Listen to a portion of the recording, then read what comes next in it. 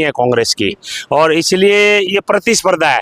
कांग्रेस में प्रतिस्पर्धा है कि हम बीजेपी के लीडरों को टिकट देंगे, और बीजेपी में प्रतिस्पर्धा है कि हम कांग्रेस के लीडरों को हाँ बिल्कुल हो रही है। और मैं कहना चाहूंगा हिंदुस्तान में, पूरे हिंदुस्तान में बात नीलो खेड़ी की नहीं है, बात हरियाणा की नहीं है कि कोई भी गरीब घर से निकला कार्यकर्ता, कोई भी आप लीडरशिप करना चाहें तो मत करनी चाहिए, भूल के भी नहीं करनी चाहिए। और यदि कोई किसी एमएलए का, मंत्री का कार्यकर्ता बनता है, गरीब घर से निकला बच्चा, मीडियम घर से निकला बच्चा बिल्कुल भी नहीं बनना चाहिए एक्टिव कार्यकर्ता। आप वोटर बनो, जब काम हो तो उनके पास जाओ, नहीं तो आपका शोषण होगा। जिस तरह से हमारा 27 साल हुआ, आपका शोषण होगा और आपका परिवार सफर करेगा। आप ये कह रहे हैं कांग्रेस ने आपको प्रताड़ित किया है?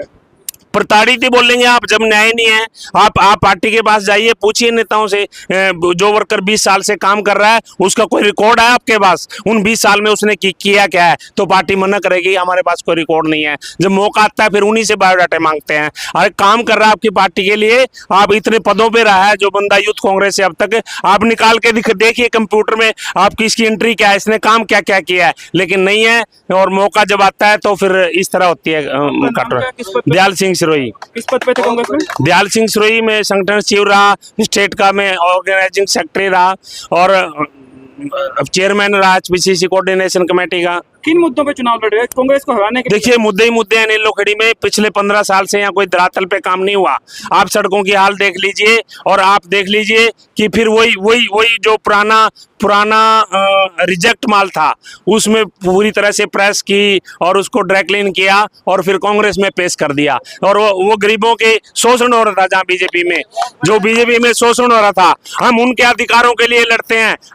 महात्मा गांधी जी ने, डॉक्टर भीमराव आम्बेडकर जी ने और शहीद भगत सिंह जी ने, इन सब ने लड़ाई लड़ी है देश की आजादी के लिए। और लेकिन आज गरीबों का, जिस तरह से आप किसानों का आवाज हम उठाएंगे, गरीबों की आवाज हम उठाएंगे। एक साथी कहता है कि आपने आजाद फार्म भर दिया। मैंने कहा चंद्रशेखर आजाद, महात्मा गांधी आजाद, डॉक्टर भीमराव आम्बेडकर आजाद, लाला लाजपत राय आजाद, तो दयाल सिंह भी आजाद।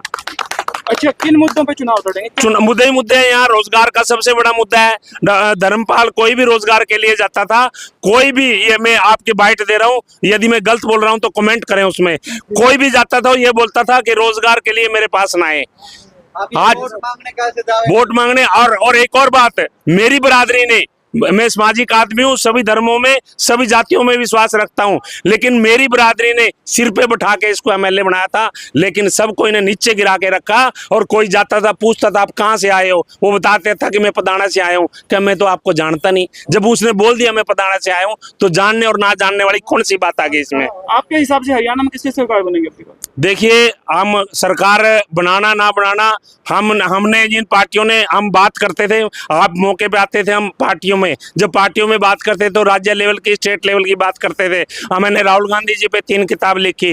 राहुल गांधी जी बुद्धिमान है, एक अच्छे इंसान है, एक अच्छे नेता है। क्यों? गांधी परिवार देश के लिए अच्छा कर सकता है, वही परिवार है जो देश के लिए अच्छा कर सकता है। लेकिन गांधी परिवार भी अपने कार्यकर्ता के साथ न्याय नहीं कर सकता। एक अंतिम क्वेश्चन, किसकी वजह से टिकट कटी है? हुड्डा साहब? देखिए, मैं किसी व्यक्ति विशेष को दोषी नहीं देना चाहता, और ये न्याय प्रणाली है एक तरह से। उस न्याय प्रणाली में उनके पास न्याय देने के लिए कोई ऐसा सिस्टम नहीं है। मैं उस निर्णय के खिलाफ हूँ। मैं पार्टी के खिलाफ नहीं हूँ, मैं किसी नेता के खिलाफ नहीं हूँ, उस निर्णय के खिलाफ हूँ। और यदि आप गरीबों के खिलाफ आप निर्णय देंगे, आप किसानों के खिलाफ निर्णय देंगे, आप मजदूरों के खिलाफ निर्णय देंगे, व्यापारियों के खिलाफ निर्णय देंगे, तो दयाल सिंह इसी तरह से सड़कों पर रहेगा। 10 साल आप कांग्रेस में रहे, जब कांग्रेस विपक्ष में। 10 साल की बात नहीं, 27 साल की बात करिए आप। ये तो वो बात होगी, बेर खान को लोमड़ी और लट खाने को रिच।